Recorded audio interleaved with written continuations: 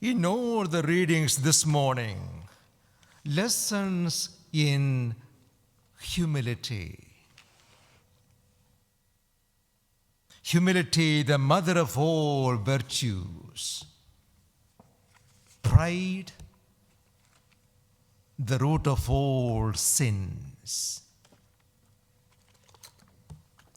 It is very difficult to be humble. The moment you think you are humble, you cease to be humble. You have become proud of your humility. The root meaning of the word humility explains what it is. It is from the Latin word humus, means soil, ground.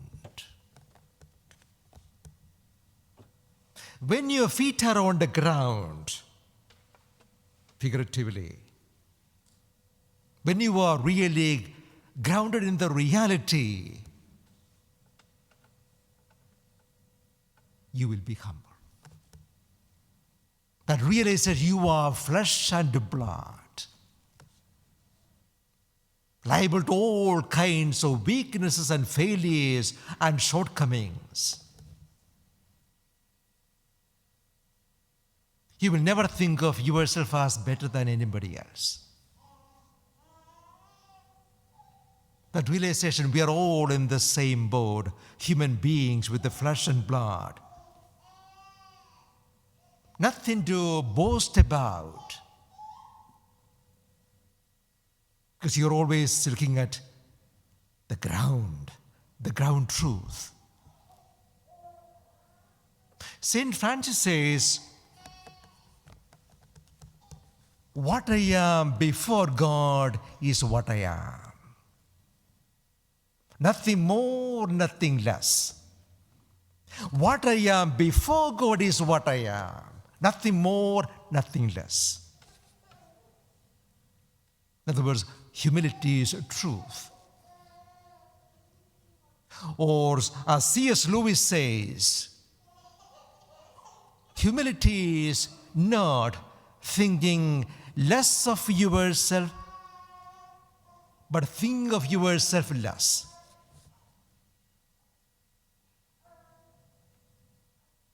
Or, in the words of Thomas Merton, pride is being artificial. Humility is being real. I'm thinking of the words of Winston Churchill when he was asked, aren't you thrilled whenever you give a political speech, the whole is packed to overflowing? Aren't you thrilled? He said, of course, I feel flattered. But then I remember, if I am being hanged, executed, the crowd will be twice big. That is a realism. You don't think of yourself as in any way better than anybody. Whatever be the position and office or title you have, you cannot think of yours in any way superior to anybody. The ground, the humus, flesh and blood, no different. You are just like anybody else on the ground.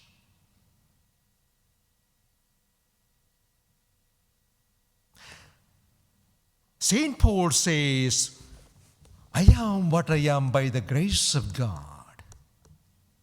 That is the word of somebody or anybody who is humble. Deep inside you and me, do we have that kind of conviction and understanding? I am what I am by the grace of God. Nothing to boast about. Everything received as a gift.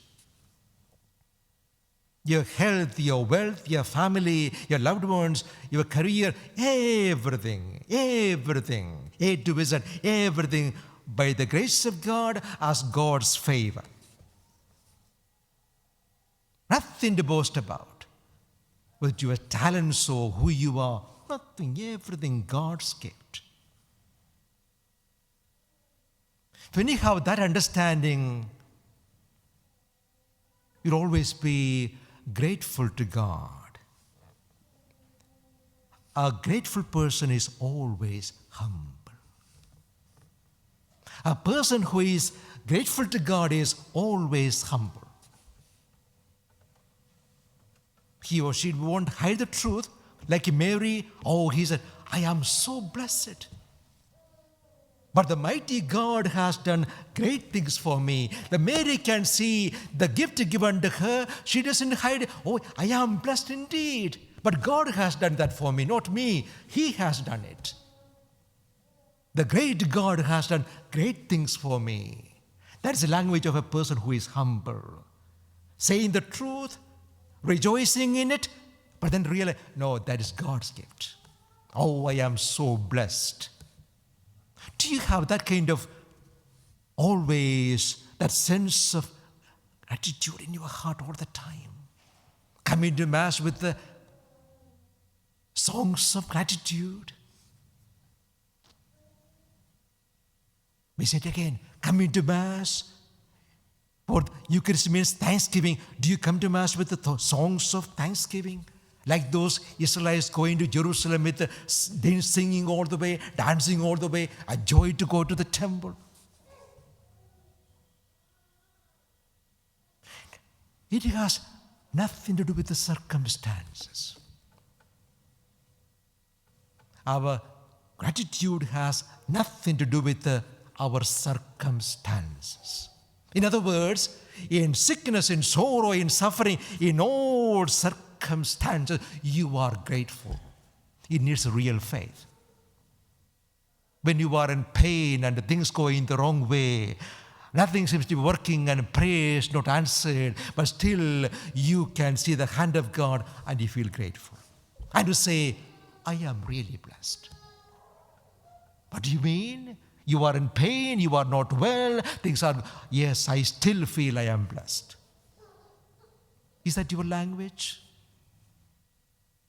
Only a person of faith and humility can say, in spite of my circumstances, I am really, really blessed.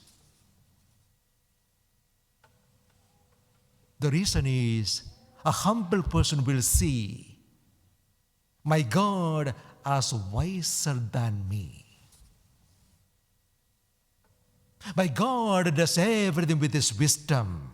Whether it is good or bad, whether I can understand or whatever happens is in the plan of God, and I submit, I bow my head before Him. God, you are great. I can understand, but I believe you are in charge. A person of humility will always surrender. Look to God with this kind of humility. Lord, you are there.